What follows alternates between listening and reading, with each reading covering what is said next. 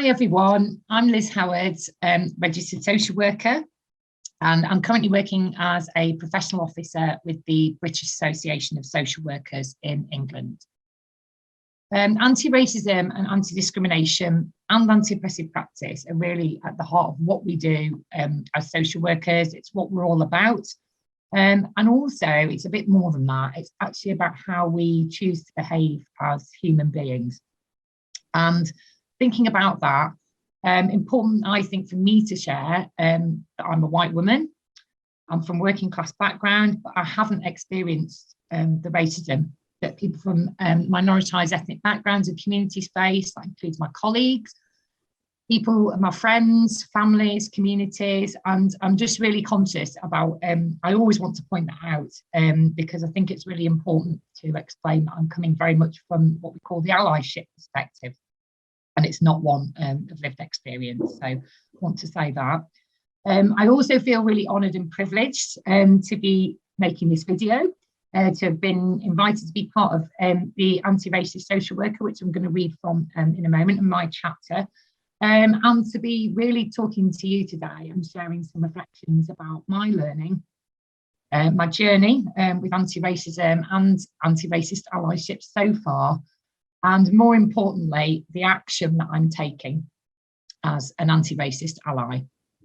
I think there's a real danger that all of us, and I'm thinking particularly about social workers, but anyone that's kind of working in social care, helping professions, anyone that this book is about, or anyone in society really, that we have become really complacent about racism. And what that does is it stops us talking about things, stops us talking about the issues, and it means that we don't ask questions anymore, which then help us to explore different perspectives and help us to learn together.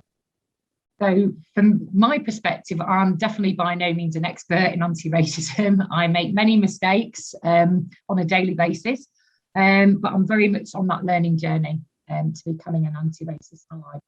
That's a journey. I'll never reach the end of that journey, but it's about a lifelong commitment. And my hope today, in sharing some of the chapters that I've contributed to in a fantastic book, The Anti-Racist Social Worker, is it'll really help you to think about what an anti-racist ally is, what that means to you, and more importantly, what an anti-racist ally actually does in practice. What is the action that we need to take? So I'm going to share with you a short extract from my chapter in the book, and it's chapter 5, and it's called Becoming an Anti-Racist Ally. And the point I'm going to start is not actually the start of the chapter, but it's starting with the image that you can see on the screen behind you, and it's also the image in the book. And this is by a social worker, so the artistry is by social worker Beatrice and Renee, as is the quote that you can also see on screen as well. And the image is called Silent Angels. And the quote is, be comfortable talking about the uncomfortable. And that's really where I want to start in terms of helping you understand where I'm at in my journey with allyship. So the image above or on screen is something that I refer to when I'm thinking about my own journey with allyship, but also when I'm talking to other people about anti-racism in social work as well. And I'll invite you to pause on the image and have a look at that. The reason that this is so important to me and has really helped me to connect with anti-racism and my own kind of journey is that when we're talking about racism, it is incredibly uncomfortable. I'm uncomfortable now. I can feel myself sort of shifting out, and I can feel I'm getting hot, clammy, and that's exactly how it should feel. It should feel challenging and painful because that's exactly what it is. This cannot be avoided, and for white people, nor should it be avoided. Talking about things which are controversial will be uncomfortable. That's a fact. Good. That's the space I now understand that I need to occupy when I'm engaged in thinking and doing anti-racist work. Again, that feeling of squirming and shifting in your seat, wincing, physically rounding, shifting and stepping from side to side, turning away, bowing your head, These are all things that I'm guilty of when I hear racist comments or remarks or something really chimes with me that makes me feel that uncomfortable feeling. Examples might be things that are happening in terms of microaggressions. An example I've put in the chapter here is including that a person of colour can be looked up and down when they make contributions in meetings. I've observed that a number of times.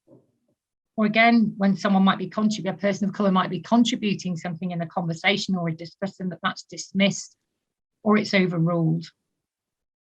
Having these physical reactions to the word or topic of racism also shows me that our body is reacting to being in that uncomfortable place. And that only emphasises how important it is not to ignore what's going on. Don't ignore those signs.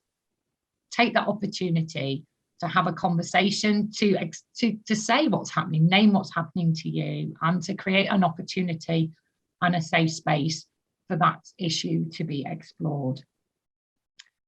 What I've realised, again, and is reinforced all the time to me, is that it's everybody's responsibility to ensure that we don't dismiss racism as a thing of the past.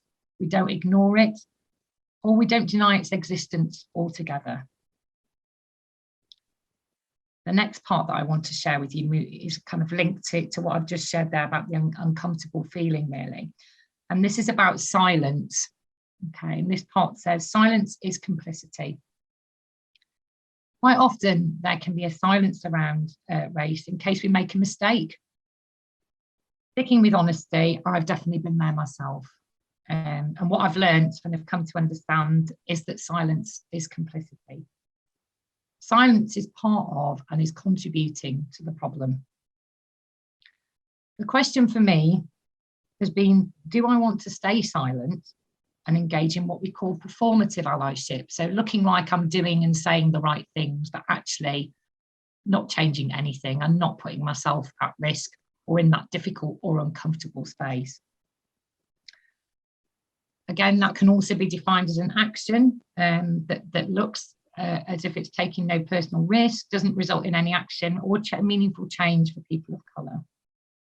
When I started looking into this, I saw myself on the surface looking as if I'm doing the right things, but actually not changing anything and failing to address casual racist comments or microaggressions that I've witnessed in my personal life, and saying the right things at work and doing the right things is even worse. I found this sinister, and far from being non-racist, my actions were resulting in the upholding of the regime of white supremacy. And I really recall and acknowledge that I feel quite ashamed about this and incredibly uncomfortable. Continuing with my journey of honest self-discovery has led me to remember a number of instances when I've tried to be an effective ally, doing what I thought was the right thing, speaking up and speaking out.